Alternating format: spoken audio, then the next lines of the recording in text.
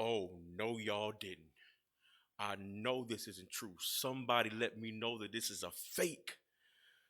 Y'all have gone too far, and I'm going to put a stop to it right now. Let's talk about this act of terrorism. I can't believe my own eyes. Ain't nobody having no outrage. Ain't nobody doing nothing about it. I can't believe this. Somebody gonna pay. On top of the reparations that this brother is already owed, y'all gonna have to give up something more on this. Y'all, ooh, look at this. Look at this. Kyle J. Howard, my brother, I feel for you, man. This is an act of terrorism. You wondering what that picture is? That is a scratch mark. A scratch mark on this man's fine van that he just got. He said it was fairly new, and he got this scratch mark that is about 8 inches long. How dare y'all? He was at an IHOP trying to get him some pancakes and some waffles, and y'all couldn't let his family eat in peace.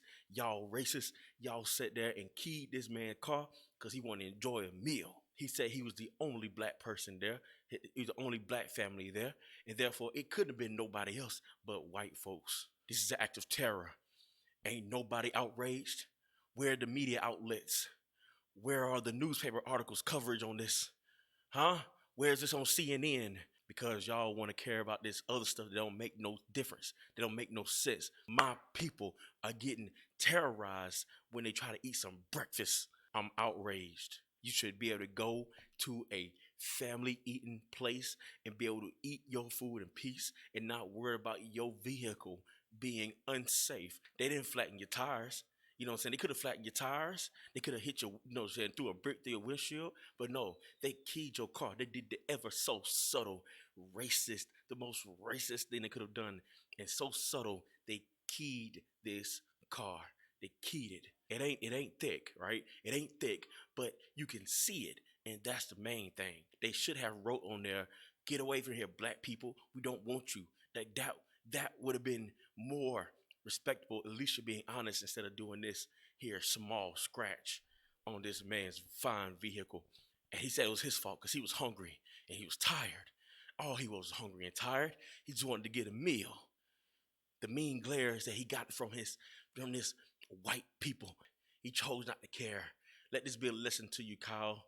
You should always care about those mean glares because your vehicle isn't safe if you just let it slide. You got to confront them. When they start looking at you any kind of way, you got to confront them immediately. You got to let them know you ain't playing games. Y'all better wake up. Wake up, my people. This is happening. He said at least it happened on March 1st and not during Black History Month. Let me tell you something, Kyle J. Howard. Every month is Black History Month. Down with whiteness, up with blackness. My brother says, what's white privilege? He says, you going on a road trip with your family and not having to tell your kids to hold their bladder or wait to eat because you are driving through a region of America where you can't stop for their own safety and yours. We can't even drive around this country. We can't even drive around this country of America we helped build. Our children can't pee because of your racism. As soon as we stop our cars to pee, they're a target. They're a target, and our van is a target to get scratched. Oh, this is act of terror, and nobody's covering this. 306 likes. It should have 1 million because this is what my people deal with every day. The struggle is real. Then he goes on, he says, it's being able to not have to do that and not have to dodge your children's questions of why. Because you know, if you tell them at their current age, it could damage their own sense of self-worth as well as stir bitterness in them toward white people. We're trying to protect our kids from becoming bitter towards white people, even though we know that if they stay woke enough, they're going to be bitter anyway against white people. And then on top of all that, you got this guy, Virgil Walker, nicknamed Omaha. Sounds like he just bought into whiteness. He said, what is black fragility? Believing every challenge in life is an issue somehow related to one's skin color. Mocking my brother Kyle, mocking him and saying what he's saying doesn't make sense.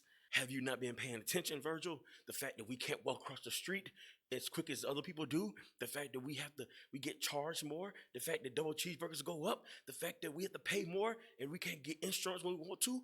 Haven't you paid attention? Yes, life challenges are related to our skin color. Even the coronavirus, who's attacked by it more? Black people. It's related to our skin color. It's because of the melanin in our skin. It's the fact that we get sick quicker than any other people. That's why. And he says, there are times when I don't stop on a road trip. It's because the place is unclean or it looks dangerous. No one cares about the color of my skin. Yes, they do. They all do. And you do too. You just don't want to admit it. We know the truth. And see, it's going to be brothers like this and that prescribed truth guy going to keep y'all asleep, keep y'all from waking up to the truth. That's why we here. Kyle, I feel for you, man. You are my brother. If you never knew before, you know now that in your corner, there is a woke brother.